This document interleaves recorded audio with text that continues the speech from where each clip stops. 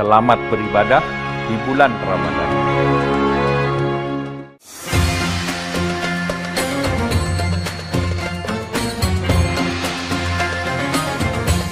Assalamualaikum warahmatullahi wabarakatuh.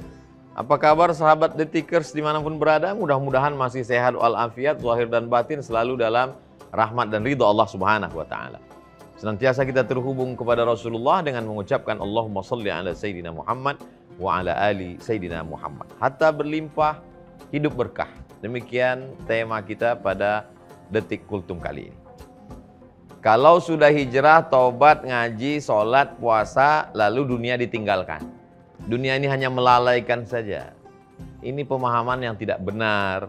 Karena kalau umat Islam ini, kalau sudah ngaji, kalau sudah taubat, sudah hijrah, sudah puasa, lalu meninggalkan dunia, dunia ini akan diambil oleh orang yang zalim, aniaya, tidak mengenal Allah. Makanya dalam Al-Quran diceritakan tentang Nabi yang punya kekuasaan. Nabi apa itu? Nabi Sulaiman alaihissalam mewarisi kekuasaan bapaknya. Nabi Daud alaihissalam. Ada juga Nabi itu yang kaya raya. Sampai kekayaannya, kekuasaan. Nabi Sulaiman, Nabi Daud berkuasa, kaya raya. Dan Nabi Yusuf alaihissalam pernah menjabat sebagai perbendaharaan Mesir. Luar biasa. Jadi kalau ada orang mengatakan berislam, susah, melarat, ini tidak mengerti ajaran Islam. Makanya ketika kita keluar masjid, doanya apa? Allahumma inni as'aluka min fadlik. Berikanlah aku rezekimu. Sesuai dengan firman Allah ketika kita keluar masjid. A'udzubillahi minasyaitonirrajim. Idza qadaytumus shalah. Kalau kamu sudah melaksanakan salat, idza qudiyatis shalah, kalau salat sudah dilaksanakan, fantashiru fil ard. Bertebaranlah di atas muka bumi, wabtaghu min fadlillah. Carilah karunia Allah. Silakan. Ketika Nabi SAW menjenguk ada seorang sahabat yang sakit. Anaknya tunggal seorang perempuan sematawayang. Suaminya juga mampu. Kata orang yang sakit itu, ambillah semua hartaku ini untuk Islam. Kata Nabi, tidak boleh. Kalau tidak mau terima semua, setengah aja ya Rasulullah. Asyatru. Kata Nabi, setengah pun aku tidak mau terima. Kalau begitu, as-sulusu, sepertiga. Kata Nabi, as-sulusu kasir, sepertiga itu pun banyak. Antada awarasataka aghniya.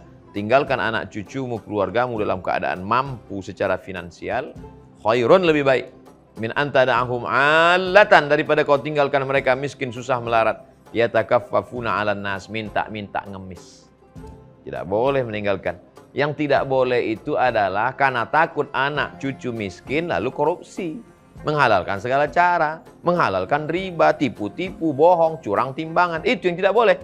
Adapun orang Islam yang mencari harta. Lalu apa beda kita dengan orang yang tidak beriman? Sama-sama sibuk dengan dunia mencari harta. Beda. Mereka mencari harta untuk dunia. Orang beriman cari harta mau bangun masjid.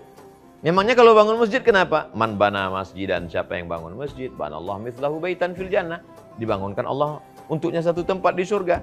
Memangnya kalau dia punya harta untuk apa? Supaya jangan sampai jadi pendusta agama. Ara'aital ladzi yukadzibu biddin. Tahukah kamu siapa itu pendusta agama?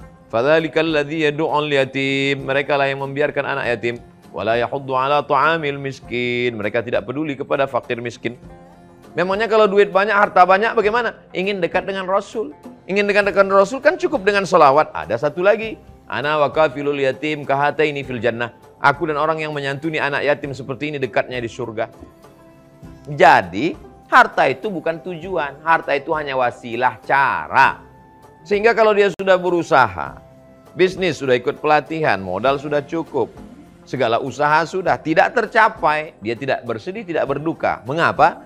Karena dia anggap harta itu hanya cara dan Allah tidak merestui dengan harta itu dia dekat kepada Allah. Ada cara yang lain. Orang yang susah dengan sabarnya, orang yang kena musibah dengan ridhanya, orang yang punya harta dengan amalnya. Dua-dua ujian. Banyak orang salah pikir. Kalau harta banyak, harta melimpah, nikmat. Kalau miskin, susah, melarat, laknat. Dua-duanya ujian. Liyabluwani, untuk menguji aku. Ashkur, apakah aku menjadi orang yang bersyukur? Am akfur, atau aku menjadi orang yang kufur nikmat. Begitu kata Nabi Sulaiman alaihissalam ketika dia melihat nikmat yang luar biasa diberikan Allah Subhanahu wa ta'ala.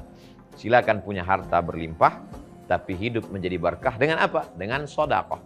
Sebab setiap pagi Allah kirim 2 malaikat. Apa kata malaikat yang pertama? Allahumma a'ti munfiqan khalafa. Orang yang bersedekah berilah dia ganti. Lalu malaikat yang satu lagi berdoa juga kepada Allah. Allahumma a'ti mumsikan talafa. Orang yang tidak mau bersedekah berilah dia kebinasaan. Nggak benar itu doanya Ustadz. Mereka tidak bersedekah, buktinya rezekinya lancar, umurnya panjang, badannya sehat. Kebinasaan bukan di sana. Kebinasaan jauh hatinya dari masjid. Jauh hatinya dari peduli pada fakir miskin. Jauh hatinya dari khusyuk. Ini bukan nikmat, ini azab berbaju nikmat. Maka kita merenung sejenak. Ini hartaku yang banyak ini kira-kira mendekatkan aku ke masjid atau justru menjauhkan aku? Ini hartaku yang banyak ini mendekatkan aku kepada hamba Allah fakir miskin du'afa atau justru menjauhkan aku? Kalau dengan hartamu banyak kau bangun masjid, hartamu banyak kau buatkan TK gratis tahfiz Quran, hartamu banyak kau dekatkan anak yatim fakir miskin, sekolahkan dia, maka sesungguhnya dia adalah sebab-sebab turunnya rahmat dan barokah. Ingat, harta titipan Allah, tidak ada yang kekal abadi. Coba renung sejenak, 10, 20, 30 tahun yang lalu, berapa banyak orang kaya mati hilang menjadi tanah. Yang kekal abadi hanya amal soleh. Silakan cari harta berlimpah, namun hidup tetap berkah dengan sedekah. Berkah selalu, sukses. Assalamualaikum warahmatullahi wabarakatuh.